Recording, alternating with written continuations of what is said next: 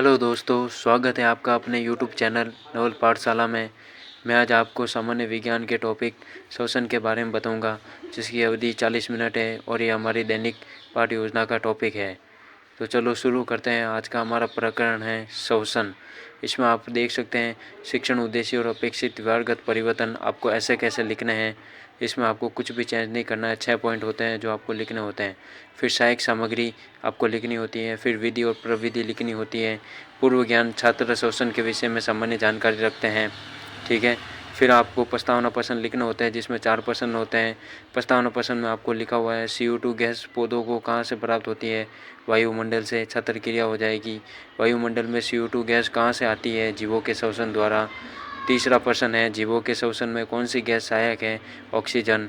Oxygen की उपस्थिति में जीव श्वसन किस प्रकार करते हैं? ये हमारा समस्यात्मक प्रश्न हो जाएगा। अच्छा, तो हमारा उद्देश्य कथन होगा। बच्चों, आज हम श्वसन के बारे में विस्तार से अध्ययन करेंगे। आप देख सकते हैं आपको पूरा ऐसा कैसा लिखना है, जो हमारी दैनिक पाठ्य योजना 5 है। अब हम आगे चलते हैं।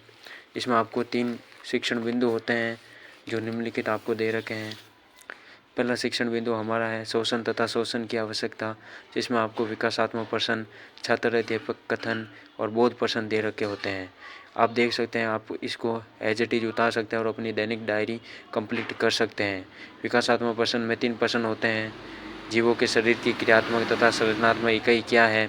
इसका आंसर आगे दे रखा है, कोशिका। और फिर दूसरा प्रश्न हो जाएगा, कोशिका में किस प्रक्रम द्वारा ऊर्जा मुक्त होती है? इसका आंसर दे रखा है, श्वसन द्वारा। तीसरा प्रश्न हो जाएगा, श्वसन किसे कहते हैं? ये आपका समस्यात्मक प्रश्न हो जाएगा, जिस बारे में छात्र अध्यापक कथन करता है और बोध प्रश्न। और इसके आगे हमें छात्र ध्यानपूर्वक सुनेंगे और समझेंगे, इसके बारे में विस्तार से बताना होता है। अच्छा, तो आप देख सकते हैं फिर आगे दे रखा है, जिसमें हमारा छात्र क्रिया, विधि, प्रविधि, श्यामपट्ट कार्य सब दे रखे होते हैं। आपको श्यामपट्ट कार्य ब्लैक पेपर पे लिखने हैं। चार्ट पेपर आपको मार्केट से मिल जाएगा, जिसमें आपको ब्लैक पेपर में लिखने हैं। ब्लैक पेपर में लिखोगे तो ज़्यादा अट्रैक्टिव लगता है। आप देख सकते हैं, पूरा लिख सकते हैं। तो हमारा पहला पॉइंट हो जाएगा श्वसन तथा श्वसन की आवश्यकता। आप देख सकते हैं पूरा। अच्छा, तो हम आगे चलते हैं। हमारा दूसरा पॉइंट हो जाएगा श्वसन के प्रकार।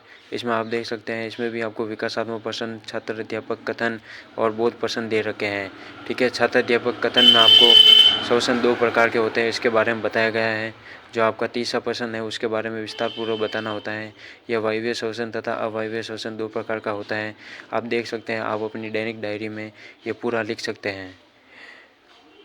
और फिर आगे दे रखा है छात्र क्रिया, प्रविधि, श्यामपट्ट कार्य, ठीक है। इसमें आपको पूरा लिखना है, जिसमें आपको विधि, प्रश्नोत्तर विधि, व्याख्यान विधि और प्रश्नोत्तर विधि के बारे में बताना होता है।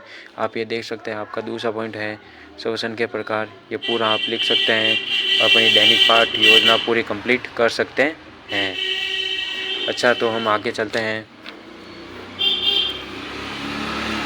हमारा तीसरा पॉइंट हो जाएगा श्वसन दर तथा श्वसन दर को प्रभावित करने वाले कारक।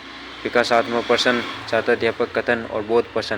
बोध प्रश्न 2 ही होते हैं जो आपको लिखने होते हैं, ठीक है। इसमें आपका विकासात्मक प्रश्न हो जाएगा, श्वसन का महत्वपूर्ण कार्य क्या है? ऊर्जा निर्मुक्त करने हेतु कौन सी गैस प्रयुक्त की जाती है?